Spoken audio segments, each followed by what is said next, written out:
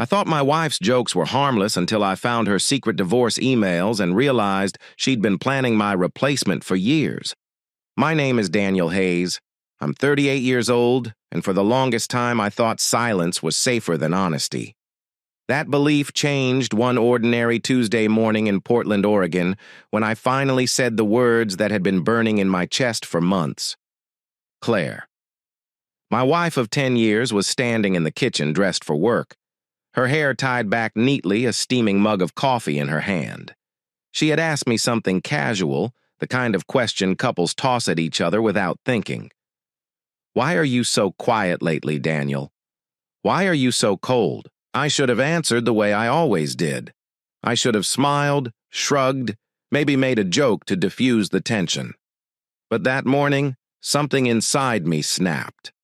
I looked her straight in the eye and said very calmly, "I'm just practicing for when you finally disappear." The silence that followed was louder than any argument we'd ever had. Her eyes widened, and for the first time in years, she looked genuinely stunned.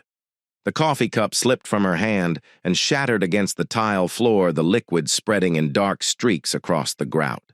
She didn't even move to clean it up. She just stared at me like I had spoken in another language. "What did you just say?" she whispered. I repeated it, my voice steady this time. "I'm practicing for when you're gone." I hadn't planned the words. They weren't rehearsed. They just came out raw and sharp, carved from the quiet ache that had been building inside me. And once they were out, I didn't regret them. Not for a second. Claire's mouth opened, then closed again. She looked down at the broken mug, then back at me. I could see the panic flash across her face, a flicker of guilt buried underneath the shock. And that's when I realized something important. She knew exactly what I meant. Because for the past 6 months she had been disappearing piece by piece. I began listing it then, not angrily, not shouting, but like a man reading facts from a page. "You've spent months tearing me down in front of people we both know. You think I don't notice, but I do. Every little jab, every joke at my expense. The way you introduce me like I'm some small detail in your life instead of your partner. The way your eyes glaze over when I talk about my work like you can't be bothered to care." Her face went pale. She opened her mouth to protest, but I kept going. "You've been laying the groundwork, Claire. Turning me into the boring husband, the unambitious one, the man you just settled for. You've been rewriting the story of us while I've been sitting here pretending not to hear it." I could see each word hit her like a blow, but I didn't stop because once the dam had cracked, everything poured out. I reminded her of the dinner party last month when she introduced me not as a cybersecurity consultant, which is my actual career, but as someone who knows a bit about computers. Everyone had laughed politely, and she had smirked like it was a harmless joke. Except it wasn't harmless. It was a pattern. I brought up the brunch with her friends when she compared me to her college ex, the one who had gone on to become a venture capitalist in San Francisco. Some men just reach higher. She had said her tone light, but her meaning sharp. Her friends had giggled, but I had felt the blade twist in my gut. And I reminded her of the night she made a show of mocking my body after I'd gained a little weight. "Dad bod suits you," she'd joked, patting my stomach in front of our neighbors. Everyone chuckled, and I forced a smile, but inside, I was shrinking. Claire's lips trembled as I recited each moment. She tried to deny it at first, shaking her head, whispering, "That's not what I meant, you're twisting it." But I could see in her eyes that she knew the truth. She had said those things. She had enjoyed the attention they brought her, and she had believed I'd never call her out on it. For years I had swallowed those little cuts, telling myself they were just jokes, that I was being too sensitive. But in reality, they had been eroding me, carving away at the foundation of our marriage until nothing stable remained. That morning in the kitchen with coffee dripping down the cabinets, I realized I was done being silent. I didn't yell. I didn't throw accusations. I simply laid the truth in front of her as bare and undeniable as the shards of ceramic at her feet. Her reaction wasn't anger, it was fear. And that told me everything. If she had truly believed her words were innocent, she would have fought back. But instead, she looked like someone whose secret had just been dragged into the light. Finally, she whispered, "Why are you saying this now?" And I answered with the only honesty I had left, because I can't keep pretending I don't see it. You've been planning to leave me, Claire. You've been building your case for months, maybe years. I just wanted you to know I'm not blind. And when you finally do it, when you finally walk out, don't expect me to be surprised. I'll be ready. I'm already practicing." The words hung in the air, heavy final.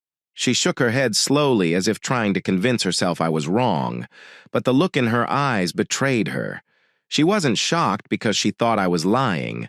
She was shocked because I had figured it out. For the first time in a decade, I felt a strange kind of clarity. Painful, yes, but also freeing, like stepping out into cold air after being trapped in a stifling room.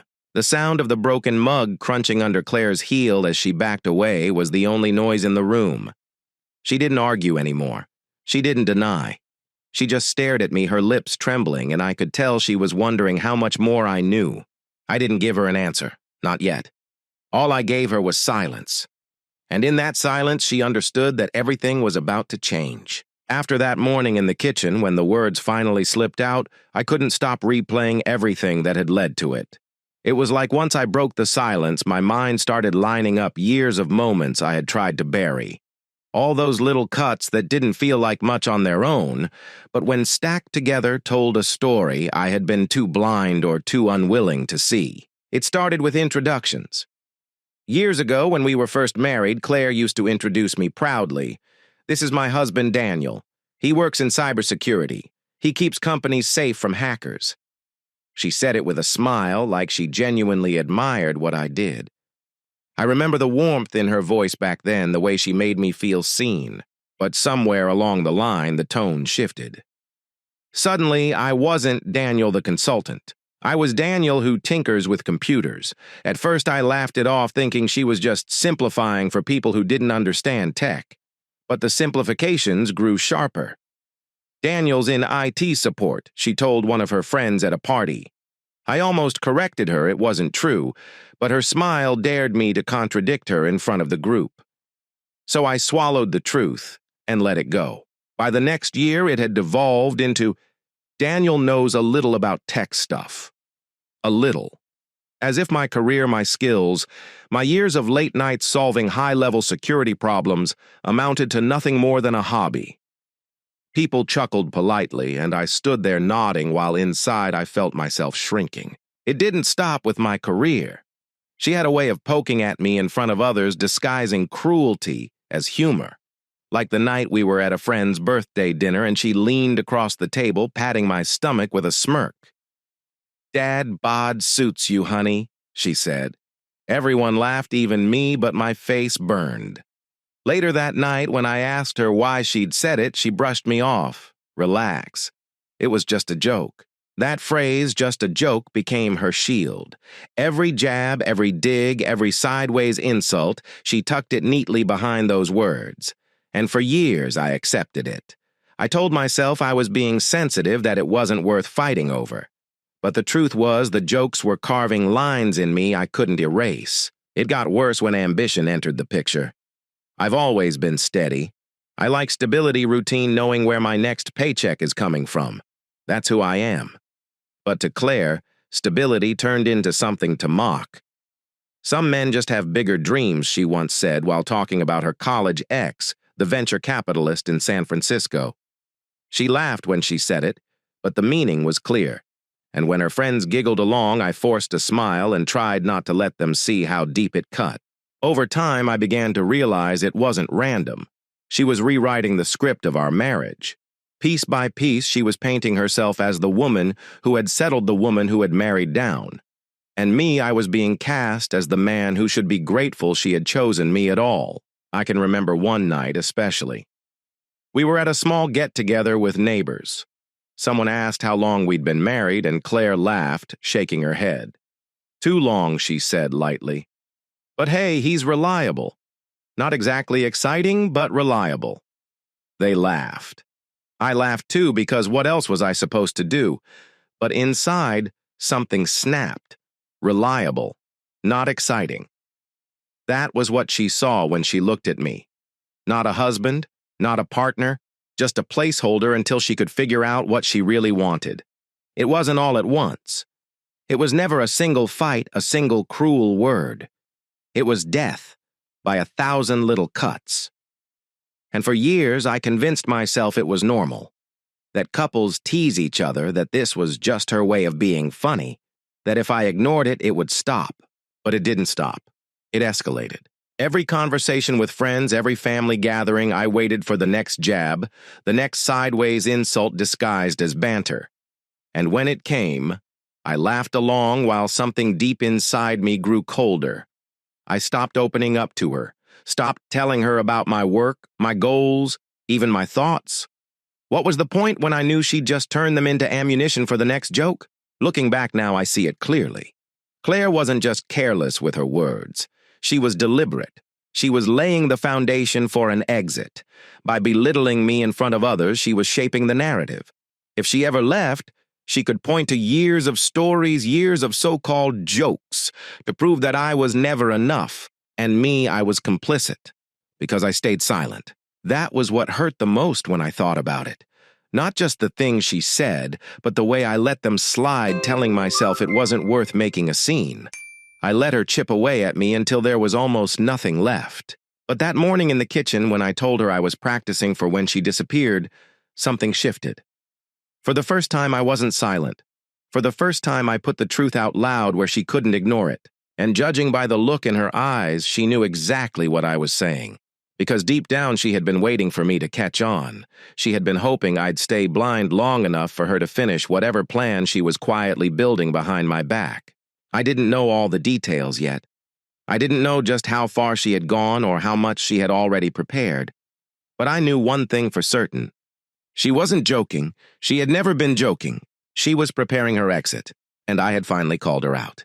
The truth hit me on a gray Saturday morning in February, the kind of day when the rain doesn't fall in drops, but in a steady mist that clings to your skin and refuses to let go. Claire had gone out early, saying she was meeting some friends for brunch. I stayed behind, cleaning up the house, trying to distract myself from the heavy silence that had settled between us since that morning in the kitchen. I don't know why I glanced at the iPad she had left charging on the counter. Maybe it was instinct, maybe it was the gnawing suspicion I hadn't been able to shake. I knew I shouldn't look, but my hands moved before my mind could stop them. I tapped the screen, and her email inbox appeared wide open. At first, it was nothing unusual, promotions, store receipts, the usual flood of digital noise. But then I saw the drafts folder. 53 drafts. Claire wasn't the type to leave things unfinished, so curiosity got the better of me. I clicked. The first few were harmless half-written shopping lists, unsent replies to family, but buried deeper, I found one that froze me in place. It was addressed to a law firm downtown. The subject line read simply, "Divorce Consultation." My hands went cold as I opened it. The email was neatly typed, almost clinical. She explained that she wanted to explore her options regarding ending her marriage. She laid out a list of assets, bank accounts, retirement savings. She even mentioned the equity in our house, asking if she could claim the majority since she earned more social capital during the marriage. I didn't even know what that phrase meant. But I knew what she was doing. She was calculating. I sat there for a long time staring at the words, feeling my chest tighten. I wanted to believe it was a draft she never sent. But the timestamp was from just 3 weeks ago. My stomach turned as I clicked through more drafts. Some were angry rants, half-finished letters to me, words she had never spoken aloud. In them, she called me small-minded, complacent, and anchor, weighing her down. She wrote about how she felt trapped in mediocrity and how leaving me would be like stepping into the life she deserved. Each word was a knife. Then I found something else, a spreadsheet. Claire had saved it in her files, color-coded and organized. It wasn't work-related, it was her plan. Projected living expenses after leaving me. Possible apartments in downtown Portland. Notes on which furniture she would take, which she'd replace. Even a list of starter items for her new place dishes, rugs, art. She had already measured independence in dollars and square feet. I remember my hands shaking as I scrolled. She had even listed potential custody agreements for our dog Max, though she didn't bother to consider what I might want. In her plan, she took everything that mattered, and I was just a footnote. I felt like the floor had dropped out beneath me. For years, I had swallowed her insults, convinced myself they were harmless. But now I saw the bigger picture. The jokes weren't jokes. The belittling wasn't accidental. She had been rehearsing, priming her audience, building a narrative where she was the victim of a dull husband trapped in a marriage that no longer served her. And when she finally walked away, she wanted everyone to believe it was inevitable. I put the iPad down, my heart pounding. I couldn't look at it anymore. Every file I opened was another betrayal, another confirmation that the woman I loved had already left me in her heart long before she planned to in reality. For hours, I wandered around the house like a ghost. Every room felt different now, like it had been stripped of warmth. The photos on the wall, the couch where we used to fall asleep watching movies, the kitchen where we once cooked together, all of it felt staged, temporary, like props she'd already written out of her story. That evening when Claire came home, she was all smiles, carrying a shopping bag, humming like nothing was wrong. I watched her set the bag on the counter, hang her coat, pour herself a glass of wine. I wanted to confront her right then. I wanted to shout, to demand answers, to throw the iPad on the table and make her explain every word. But I didn't. Instead, I smiled faintly and asked, "How was brunch?" She looked at me a little suspicious of my calmness, but answered casually, "Fine, just fine." I nodded, pretending to accept it. Inside, though, a storm was brewing. Because I knew now. I knew what she was planning, and I knew I couldn't just sit and wait for her to decide when to drop the bomb. That night, as she slept beside me, I lay awake, staring at the ceiling. For the first time, I saw her not as my wife, not as the woman I once thought was my partner, but as someone who was building an escape route behind my back. Someone who had already chosen herself over us. I realized then that I had a choice too. I could let her go through with her plan, blindside me, take what she wanted, and walk away with the narrative she had crafted. Or I could get ahead of her, gather my own evidence, and write the ending myself. For the first time in months, maybe years, I felt something other than despair. I felt clarity. She thought I was blind. She thought I'd stay silent. But she was wrong. She had forgotten one very important thing. In my line of work, I deal with security breaches all the time, and I had just uncovered the biggest breach of my life. I wasn't going to let it destroy me. Once I knew the truth, I couldn't unsee it.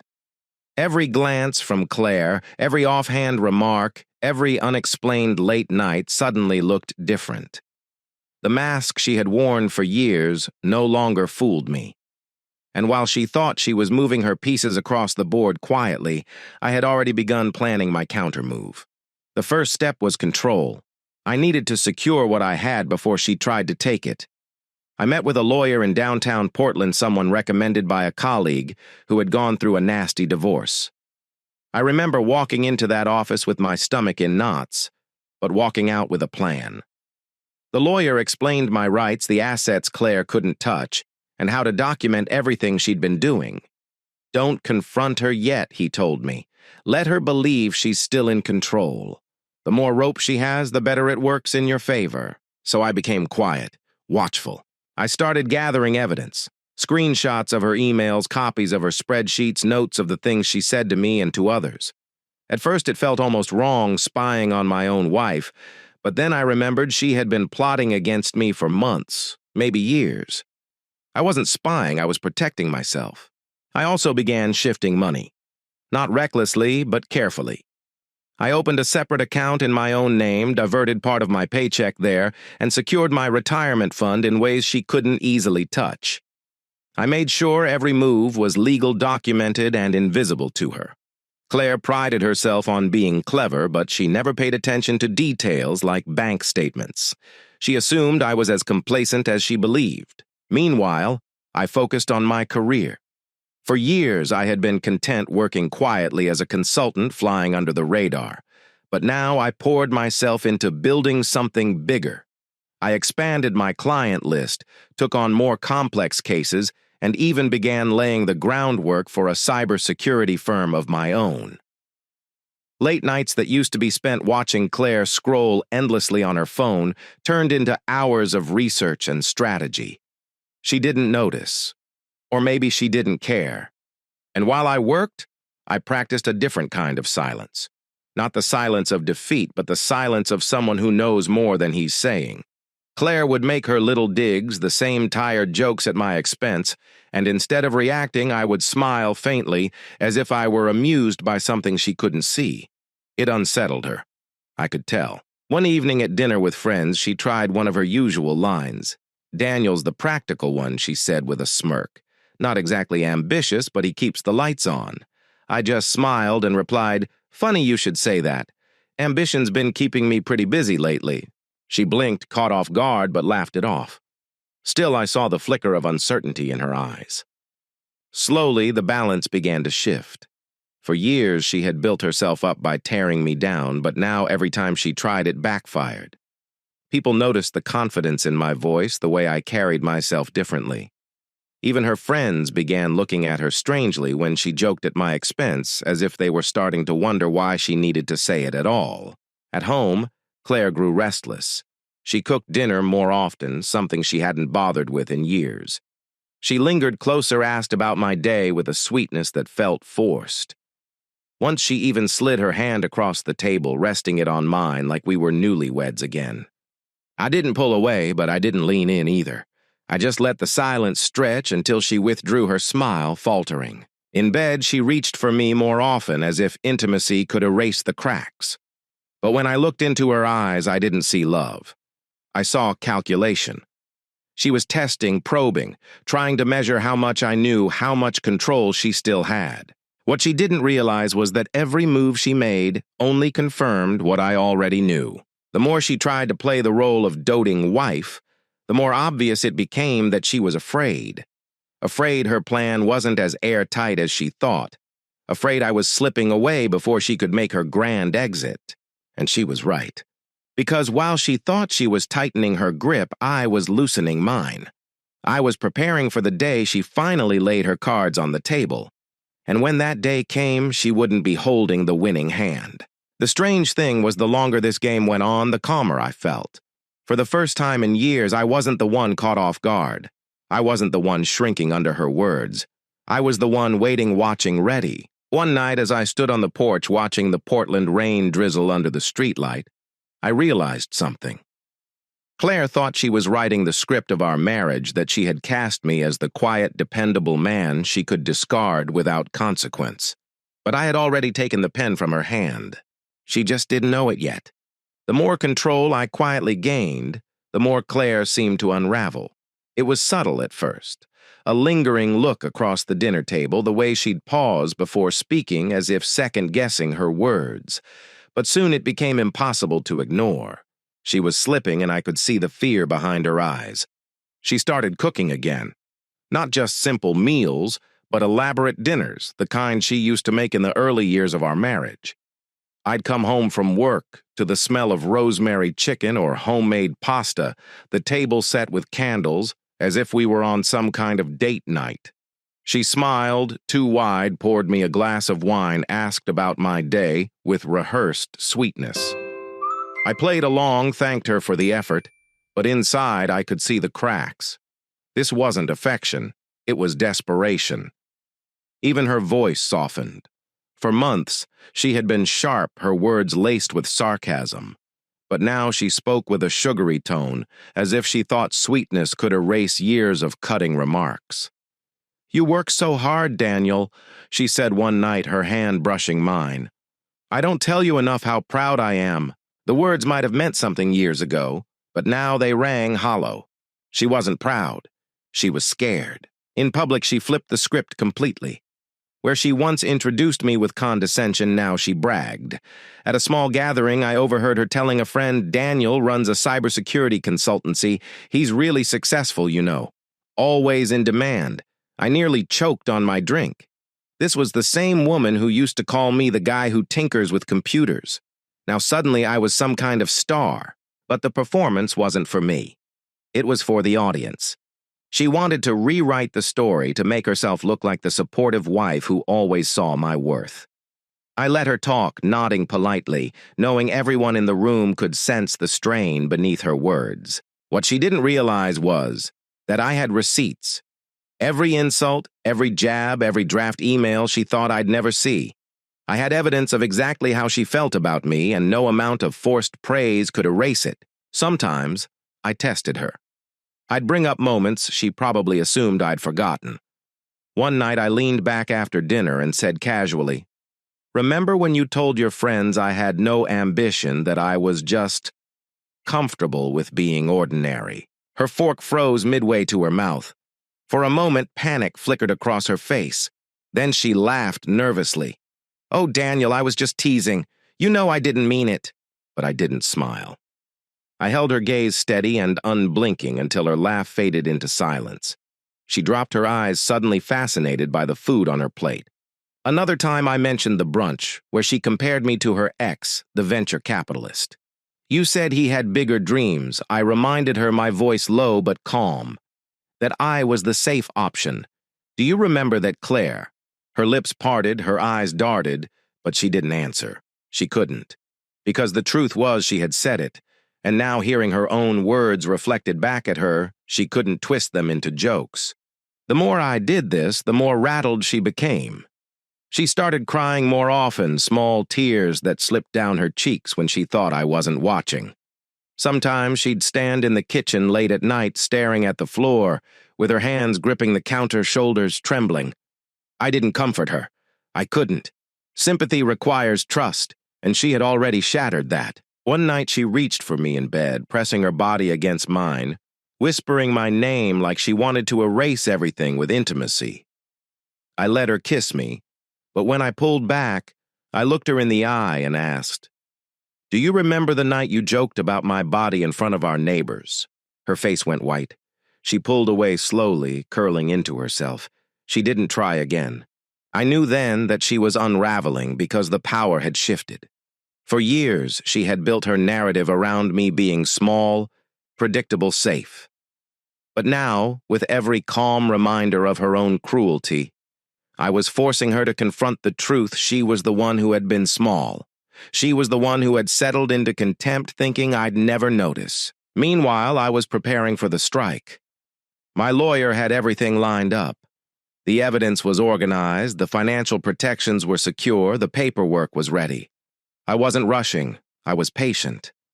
I wanted her to feel the weight of her own fear before the final blow came. And she did. She tried harder every day. More cooking, more affection, more compliments. She even surprised me with tickets to a Blazers game, something she had never shown interest in before. Sitting there in the arena, surrounded by cheering fans, she smiled and clung to my arm like we were still the couple people envied. But I could feel the tremor in her hand. She wasn't showing love. She was bargaining. Back home, she broke down. Standing in the doorway of our bedroom, she sobbed, whispering, "I don't know what's happening to us. I don't know why you've changed." I didn't answer right away. I just looked at her, letting the silence stretch. Then I said quietly, "Maybe I haven't changed. Maybe you're just finally seeing me." She cried harder, covering her face with her hands. I watched unmoved. Because I knew the truth. She wasn't mourning the loss of love. She was mourning the loss of control. And as I stood there watching her unravel piece by piece, I realized something that sent a strange calm through me. For the first time in our marriage, I wasn't the one on the defensive. I was the one holding the cards, and soon I would lay them all on the table. The day came sooner than I expected, though I had been preparing for it for months. Claire thought she was orchestrating the grand finale of our marriage. She had no idea I had already written the ending. It was a Friday afternoon when she sat me down at the dining table. The air smelled faintly of lemon cleaner, the wood polished, as if she wanted everything to look perfect for her performance. She placed a folder in front of me, her hands trembling just slightly. "I think we both know this isn't working," she said, her voice calm but her eyes restless. "I've spoken to a lawyer. I think it's time we end things." She slid the folder closer, and I didn't even have to open it to know what it was. Divorce papers. Her moment of control. Her chance to finally walk away on her own terms. I looked at her for a long moment, then reached into my briefcase and pulled out my own stack of documents. I placed them neatly on the table directly on top of hers. "Funny," I said quietly. I was thinking the same thing. Her face drained of color. What is this?" "My filing," I said, my tone steady. Already submitted, already processed. You're not leading this, Claire. I am. For a moment, she just sat there staring at the papers as if they were written in another language. Then she opened the folder, flipping through the pages with shaking hands. I could see her panic rising when she realized what she was looking at: documentation of everything I had uncovered. Copies of her draft emails, screenshots of her messages, even notes from the spreadsheet she had so carefully hidden. Every detail of her plan laid bare in front of her. Her lips parted, but no words came. You thought you were clever? I continued, my voice calm. You thought you could humiliate me in public, diminish me in private, and then slip away with the story you'd written. But you forgot something, Claire. I pay attention. I always have. She shook her head, tears welling in her eyes. Daniel, I held up a hand. Don't. Don't try to spin it. Don't try to pretend this was anything but deliberate. You built a case against me for years. You mocked me in front of friends, compared me to other men, planted the idea that I was small and ordinary, so that when you left, people would nod and say, of course she did. Her tears spilled over, streaking her cheeks. It wasn't like that. It was exactly like that. I cut in, my voice firm. And now it's over. I've already filed. The house goes up for sale next month. You have 30 days to figure out where you're going. She gasped, clutching the edge of the table. You can't! I already did. The silence that followed was thick, broken only by the faint hum of the refrigerator. For years, she had held the power, wielding it with sharp words and calculated moves. But now, stripped of her control, she looked small. She broke then, sobbing openly, her face buried in her hands. I didn't mean I thought, but I didn't comfort her. Not this time. I just sat there, calm, detached, watching her unravel in the silence she had once forced on me. In the days that followed, the reality hit her hard. She tried pleading, tried bargaining. She offered to go to counseling, promised to change, promised that things could be different. But the words didn't move me. They were too late, and we both knew it. Friends began to notice the cracks. The same people she once bragged to about her independence, her confidence now watched as she stumbled through excuses. They asked where I was, why she seemed so fragile. She didn't have answers. When the house finally sold, I moved into a new apartment overlooking the Willamette River. It wasn't flashy, but it was mine. Mine alone. For the first time in years, I could breathe without wondering when the next insult would come, when the next crack in the facade would show. Claire, meanwhile, struggled. Word spread that she had moved into a cramped rental on the east side of the city. The lifestyle she had flaunted so boldly slipped through her fingers piece by piece. Her friends stopped coming around. Invitations dried up. She was left alone, the center of attention, no longer just another face people whispered about with pity, and me. I flourished. The cybersecurity firm I had been quietly building took off. Contracts poured in, and I found myself busier than ever. The same stability she had once mocked became my foundation for success. I was no longer the man she diminished. I was the man who had risen from the ashes she left behind. Sometimes I thought back to the moment in the kitchen when I told her I was practicing for when she disappeared. At the time, it felt like a warning. Now, it felt like prophecy fulfilled. She had disappeared not in the dramatic way she planned, but in the quiet collapse of her own design. And I had let her. No shouting, no fighting, no begging, just calm, decisive action. In the end, I realized something simple but powerful. We both got what we deserved. She got the silence she had earned, and I got my freedom. Here's the next story. My name is Michael Turner, and for most of my adult life, I thought I had everything a man could want. I had a stable job as a project manager for a construction company in Denver, Colorado, a comfortable home in the suburbs, a wife I'd been married to for almost 2 decades, and a son who was the pride of my life. On the surface, we looked like the kind of family you'd see on a holiday card: smiling faces, neat clothes, and the golden retriever in the yard. My wife, Sarah, and I had been together for 18 years. We met in college, fell in love quickly, and built a life brick by brick. She was a teacher at the local high school, the kind of woman whose students adored and colleagues respected. Our son Lucas was 15, and he had grown up with the same rituals I once shared with my father. Fishing trips out by the lake, long drives into the mountains, grilling in the backyard while Sarah brought out lemonade. It wasn't perfect, no marriage ever is, but it felt steady. It felt safe. Or at least that's what I told myself. It started with little things, the kind you almost laugh off at first. Sarah began spending more time at the gym. She said she wanted to get healthy to feel better about herself. I encouraged her, even praised her discipline. She started buying new outfits, sleek leggings, and stylish tops, the kind of clothes she never cared much for before. Again, I thought nothing of it.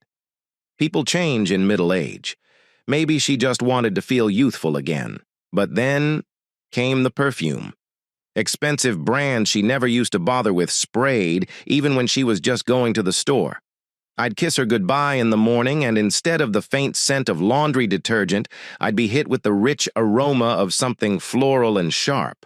She'd smile, brush it off when I teased her. "I just like smelling nice," she'd say. I told myself not to overthink it. After all, she was my wife. We had nearly 2 decades of history, a son we both adored. Surely she wouldn't betray that. Still, the signs piled up. She started keeping her phone closer. At night, when we used to sit on the couch and watch TV, she would angle the screen away from me, her fingers flying across the glass in a rhythm that didn't look like casual scrolling. Sometimes I'd wake up in the middle of the night and catch the faint glow of her phone under the covers, her face lit by messages she never explained. I wanted to confront her, but every time I opened my mouth, I swallowed the words. What if I was wrong? What if she really was just stressed or reconnecting with old friends? What if my suspicion did nothing but create cracks where there didn't need to be any? The distance between us grew in quiet increments. Our conversations, once effortless, became clipped polite. She stopped laughing at my jokes. The casual touches, the kisses on the cheek when she passed by faded until her body moved around mine like I was furniture. The bed we once shared for warmth turned into 2 separate islands, with her scrolling on her phone until she fell asleep facing the other way. I noticed. Of course I noticed. But I told myself that love meant patience. That maybe this was just a phase, a storm that would pass if I held steady. It wasn't just me who saw the change. Lucas did too. One night he sat down beside me in the garage while I worked on a fishing reel. His voice was quiet, hesitant in that way teenagers have when they're trying to balance between childhood and adulthood. "Dad," he said, "is Mom mad at you?" I froze. "Why would you ask that, buddy?" He shrugged, fiddling with a wrench. She's different. She doesn't hang out with us like she used to. And she's always on her phone. Last week I asked if she wanted to come to the lake with us, and she said she was too busy. But then I saw her car parked at the coffee shop. My chest tightened. It was one thing to feel suspicion myself. It was another to realize my son saw it too.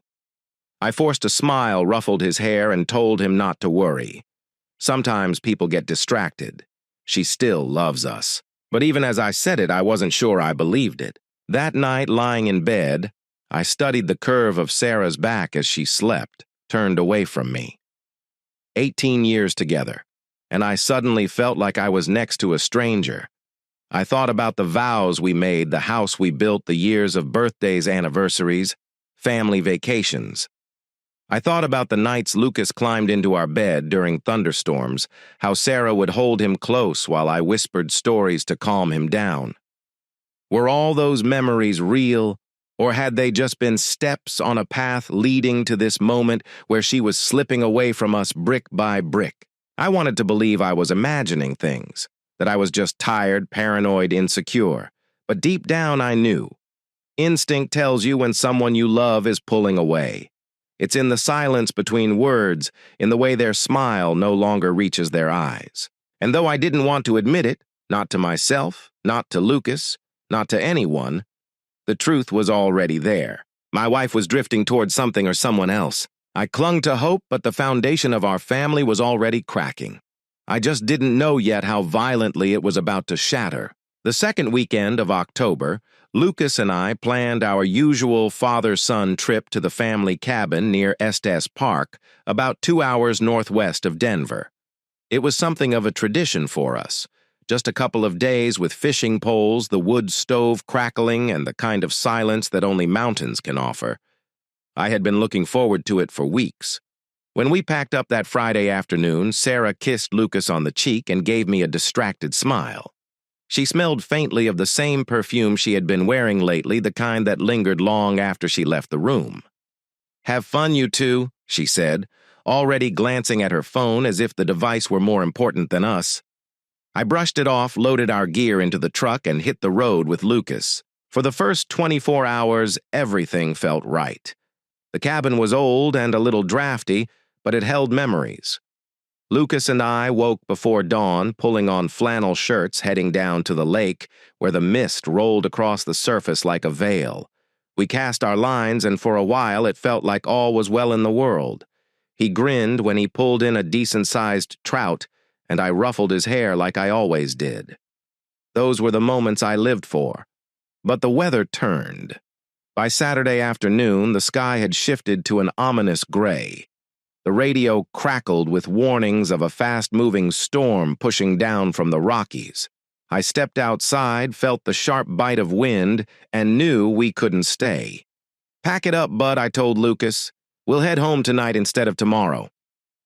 He didn't argue. The storm was already spitting rain against the cabin windows, and the thought of being stuck up there didn't appeal to either of us. We loaded the truck in a hurry, the wind howling as branches snapped in the woods around us. By the time we hit the highway, rain lashed against the windshield so hard I could barely see. The drive back felt endless white knuckles gripping the wheel, Lucas quiet beside me as thunder cracked overhead. But all I could think was how relieved Sarah would be to see us safe and sound earlier than expected. When we finally pulled into our neighborhood, the storm was still raging. Water pooled along the curbs, the trees swayed violently, and lightning split the sky in jagged flashes. I turned into our driveway and froze. A car I didn't recognize was parked next to Sarah's. A sleek black sedan, droplets of rain sliding down its polished surface. Lucas noticed, too. "Who's here?" he asked. My chest tightened, but I forced my voice to stay calm. "Maybe one of Mom's friends." "Let's go inside." We grabbed our bags and ran through the downpour toward the front door.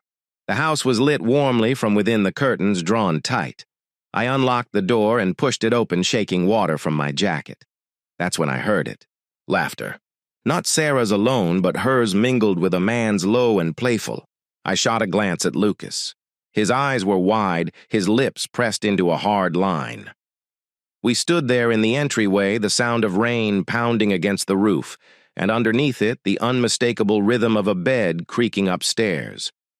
Each creak was like a hammer blow in my chest. Then came the sound I'll never forget.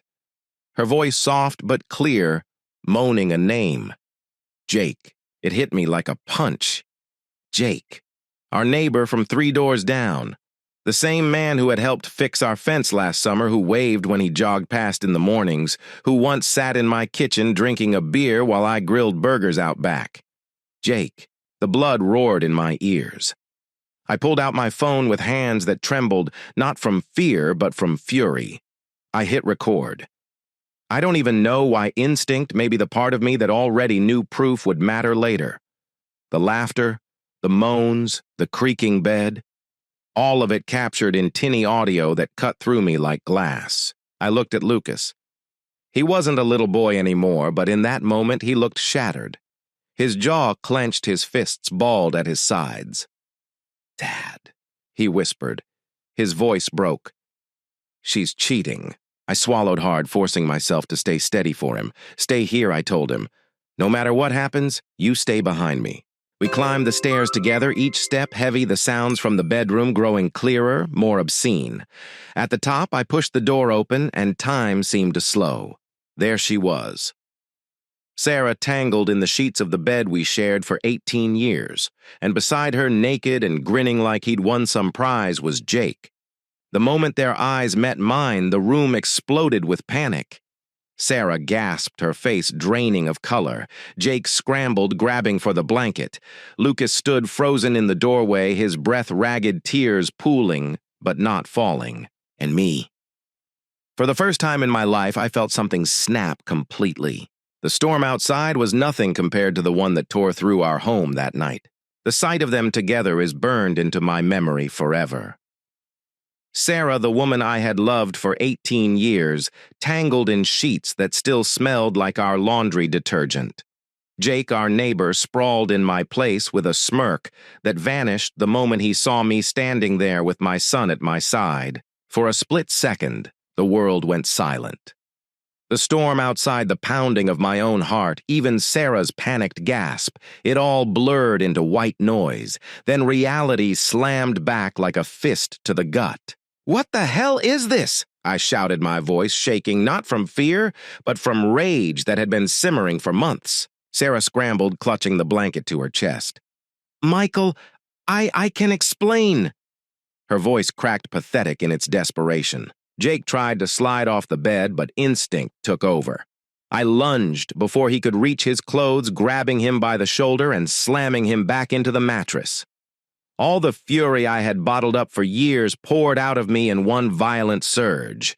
My fist connected with his jaw, the sound sharp and sickening. He yelped, twisted, and tried to block, but I was relentless. Somewhere behind me, Sarah screamed, "Stop, Michael, please stop." But I wasn't listening. My world had narrowed to the man who thought he could crawl into my home, into my marriage, into my life, and take what wasn't his. Blow after blow landed until Jake managed to shove me back and scramble off the bed, tripping over the sheet tangled around his legs. He bolted for the door, still half naked, clutching the blanket against his body. I chased him down the hallway, landing another punch to the back of his head as he stumbled down the stairs. He crashed into the front door, yanking it open and sprinting out into the storm, barefoot, soaked instantly by the rain. I stood there chest-heaving, watching him run across the street with lightning flashing overhead. Neighbors peeked out from behind curtains, some even stepping onto porches as Jake fled into the night like a coward, drenched and humiliated. When I turned back, Sarah was on her knees at the top of the stairs, tears streaking down her face. "Michael, please," she sobbed. "It was a mistake. I'm so sorry, please don't do this." I walked slowly back up each step, deliberate, my fists still trembling. Lucas stood rigid in the hallway, his face pale but his jaw clenched tight. He looked older in that moment, harder, like the boy I had raised had turned into a man in a single night. Sarah reached for him first. "Lucas, baby, listen to me." He recoiled like her touch burned him. His voice was steady, icy in a way I'd never heard before. "Don't call me that.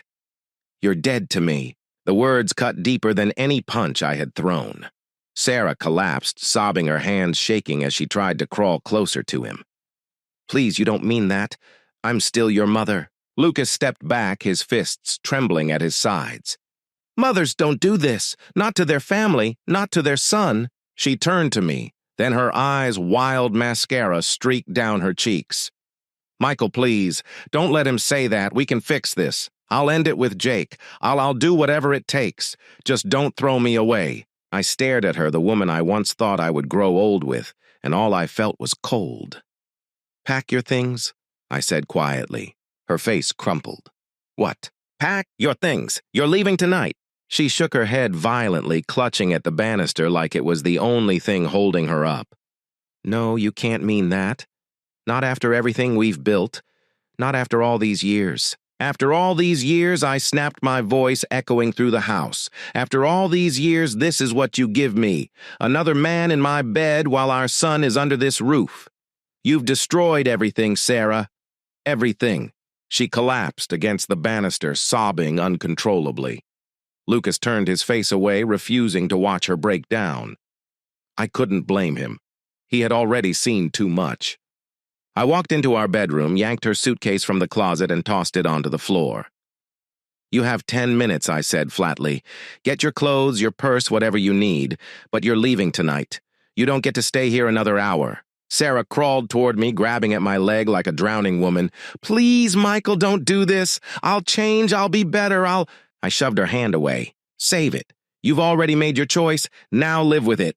Her sobs echoed through the house as she stumbled into the bedroom, tossing clothes into the suitcase with shaking hands.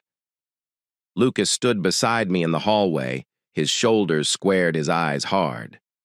For the first time, I realized he wasn't just standing with me, he was standing against her. When Sarah finally dragged the suitcase down the stairs, she turned one last time, tears glistening in the dim light. "Please," she whispered, her voice broken. "Don't let this be the end." I opened the door, rain pounding against the porch, and pointed outside. "It's already over." She stepped into the storm suitcase wheels, splashing in the water, her figure swallowed by the night. I shut the door behind her, the sound final like the slam of a gavel. Inside the house was silent, except for the storm outside. Lucas leaned against the wall, his hands covering his face. I put a hand on his shoulder, steadying him. "It's just us now, son," I said softly. He nodded without looking up. And in that moment, I knew the storm outside wasn't the only one we'd weather. But at least we would weather it together. The house felt hollow after Sarah left, like the storm had stripped it down to its bones.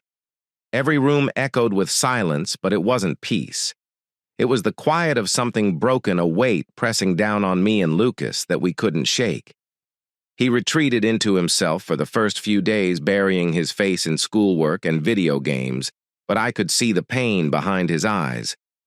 He was only 15, but he'd seen too much more than any boy his age should ever have to.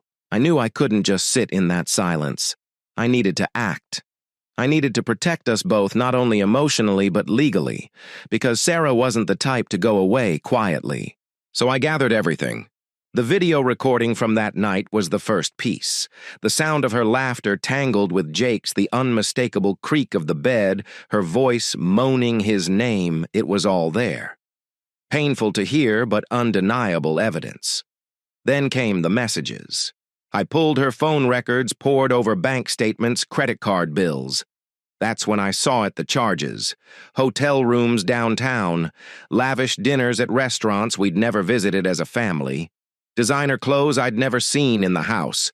She hadn't just betrayed me physically. She had siphoned money from the life we built and funneled it into her affair. Each receipt was a knife, but I collected them all, organizing them into folders. Every detail mattered. Then I made an appointment with a divorce attorney in Denver, a man named Alan McCarthy, known for being ruthless in court. I walked into his office carrying the folders, the video file on a flash drive, and a heart heavy with anger. Alan flipped through the paperwork, nodding slowly. "You've got her dead to rights," he said finally. "Infidelity, this blatant financial misconduct, this obvious. The court will eat this up. She's not just walking away with half. She's walking away with nothing." For the first time in days, I felt a flicker of control return. Alan explained the strategy. File quickly with evidence strong enough to make contesting pointless. Request full custody of Lucas backed by his own testimony if he was willing to speak. Expose the financial betrayal in court, ensuring Sarah couldn't touch assets she had abused. It was a cold plan, efficient, but it was what I needed. When I came home that evening, Lucas was sitting at the kitchen table staring at his untouched dinner.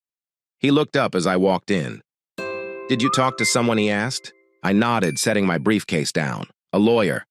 "We're going to be okay, son. I'm not letting her take anything more from us." His jaw tightened, and for the first time I saw fire in his eyes. "Good. She doesn't deserve us." It was a harsh thing for a boy his age to say, but I didn't correct him. He had earned the right to feel that anger. In the weeks that followed, Sarah tried to worm her way back in. She called constantly, leaving voicemails that swung from tearful apologies to bitter accusations. She showed up at Lucas's school once begging to talk to him, but he walked right past her, his face like stone. Teachers had to intervene when she broke down in the parking lot, shouting that I was poisoning him against her. The truth was, she had done that herself. Word about Jake spread quickly through the neighborhood. His wife threw him out the very same night she learned of the affair. I heard she filed for divorce within the week. Suddenly, the man who strutted around our street like he owned it was reduced to sleeping in a friend's spare room. His name became a punchline whispered over backyard fences, his jogging routes abandoned out of shame. Sarah's life unraveled just as quickly. Friends she once gossiped with stopped answering her calls. The women at her school looked at her differently, no longer with admiration, but with pity or worse, disgust. She tried to act like everything was fine, posting smiles on social media, but the comments dwindled. People knew. Affairs don't stay secrets when they explode in the middle of a storm for the whole street to see. Meanwhile, Alan moved swiftly. He filed the petition, attached the evidence, and arranged for Sarah to be served. I'll never forget the look on her face when the process server handed her the envelope at the grocery store parking lot. She was holding a bag of oranges, and the papers slipped from her hands, scattering across the wet pavement. She knelt there in the rain, scrambling to gather them up, and for a moment I almost felt pity. Almost. At home, Lucas thrived under the clarity of knowing we were moving forward. He spent more time with me, more time talking about school basketball, even the college plans he had once kept to himself. He still hurt. I could see it in the way his smile faltered when certain songs played on the radio, or when he saw a family laughing together in a restaurant. But he was healing. And so was I. I knew the hardest part was still to come. Court. Facing Sarah across a room, laying bare the ugliest parts of our marriage before a judge. But I was ready. I wasn't the man who swallowed his doubts, who ignored the signs, who let silence stretch until it smothered me. I was the man who had faced betrayal, gathered the truth, and prepared to fight back. The night before the hearing, I sat on the porch with Lucas. The storm had passed weeks ago, but the memory of it lingered. The sky was clear stars scattered like shards of glass across the dark. Lucas leaned back in his chair, his voice low. "Do you think she'll even try to fight it?" I looked at him, my son older now than he had any right to be, and I shook my head. She might, but it won't matter. We have the truth, and the truth always wins in the end. He nodded, a faint smile tugging at his lips. Good, because I don't ever want to live with her again. The words stung, but they also steeled me. Tomorrow we would face her. Tomorrow the weight of everything she had done would finally be judged. And tomorrow I would make sure the storm she unleashed didn't drown us, it would wash her away instead. The courthouse in downtown Denver was colder than I expected, not in temperature, but in atmosphere. The walls seemed to absorb sound, and every step echoed like it carried judgment. I walked in with Lucas beside me and Alan at my side, the folders of evidence heavy in my hands. I had been bracing for this day for weeks, but when I saw Sarah sitting across the aisle, it still hit me like a blow to the chest. She looked diminished. Her hair was unkempt. Her clothes wrinkled, the confident teacher and wife I once knew replaced with someone hollow. When her eyes met mine, she quickly looked away, clutching her lawyer's arm like it was the only thing keeping her steady. The proceedings began, the judge calling the case. Sarah's attorney tried to spin the story, painting her as a woman, overwhelmed, misunderstood, someone who had fallen into a lapse of judgment, but who still deserved compassion. I almost laughed. Compassion. She had shown none when she tore our family apart. Alan didn't waste time. He laid out the evidence methodically, piece by piece. The video recording from the night Lucas and I walked in. The bank statements showing hotel rooms, dinners, and gifts. The credit card receipts tied to Jake. The spreadsheet of expenses she had hidden. It wasn't just infidelity, it was betrayal with a price tag, betrayal financed by the money that should have gone to our household, our son's future. Then came the testimony. Alan called Lucas to the stand. My heart clenched, watching my 15-year-old son walk up, swear an oath, and take his seat. He looked small in that chair, but when he spoke, his voice was steady. He told the judge what he saw that night. How we walked into our home, heard the sounds from upstairs, and discovered his mother with another man. He said the words without tears, but his jaw was tight, his fists clenched in his lap. And then he said the thing that broke Sarah completely. "She's dead to me," he told the judge. "I don't want to live with her. I don't want to see her. She doesn't deserve to be my mom." Sarah broke down right there, sobbing into her hands, whispering, "No, no, no," over and over. But Lucas didn't waver. He looked straight ahead, refusing to acknowledge her. The judge's face softened toward him, but the message was clear. The damage was done, and it was irreversible. When it was my turn, I kept it simple. I told the court about the years of trust, the years of sacrifice, and how they ended with one night that shattered everything. I spoke not with rage, but with calm certainty. I'm not asking for revenge, I said. I'm asking for fairness. For my son to live in a stable home. For the truth to matter more than excuses. The judge deliberated briefly, but the outcome was never in doubt. Full custody of Lucas was awarded to me. Sarah would be allowed visitation only if Lucas consented and only under supervision. The house was mine to sell, the proceeds protected. Sarah would walk away with her personal belongings and her car, nothing more. When the gavel fell, Sarah collapsed into her chair, sobbing openly. Her lawyer patted her shoulder, but it was useless. She had lost everything she tried to cling to. Outside the courtroom, Lucas slipped his hand into mine. "It's over, right?" he asked quietly. I nodded. "It's over." But the truth was, endings are never that clean. In the months that followed, Sarah tried reaching out a few times.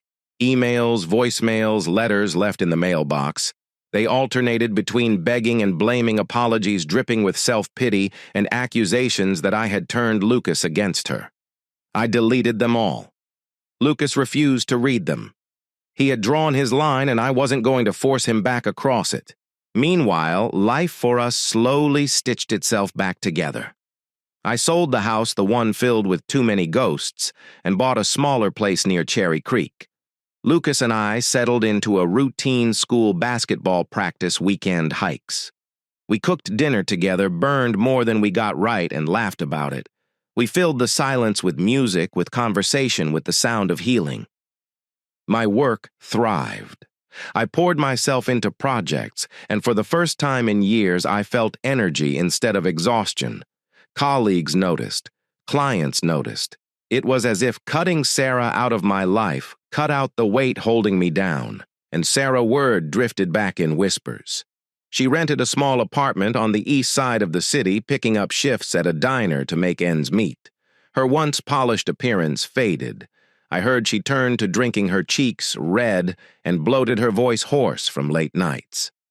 The same woman who once looked down on me for being too ordinary now lived a life so ordinary it broke her spirit. I never gloated. I didn't need to. The truth was enough. One evening, 6 months after the court ruling, Lucas and I sat on the back porch of our new place. The sun was dipping low, painting the sky in shades of orange and pink. He leaned back in his chair and said, "I feel like we made it through the storm, Dad." I looked at him, my son my anchor, and nodded. We did. And storms. Sometimes they clear the air. Sometimes they give you the chance to start fresh. He smiled, and for the first time since that night, I saw real light in his eyes. Sarah thought the storm she unleashed would destroy us. Instead, it freed us. It stripped away the lies, the weight, the false image of a marriage that had already died. What remained was me and my son. Stronger, closer, ready to face whatever came next. And as the evening breeze carried the last memory of thunder away, I realized the storm hadn't taken my life apart. It had given me back the pieces to build something better. Thank you for listening to today's stories. If you enjoyed listening, please like and subscribe if you haven't done so already. Also, leave a comment below to share your thoughts on what happened. Take care.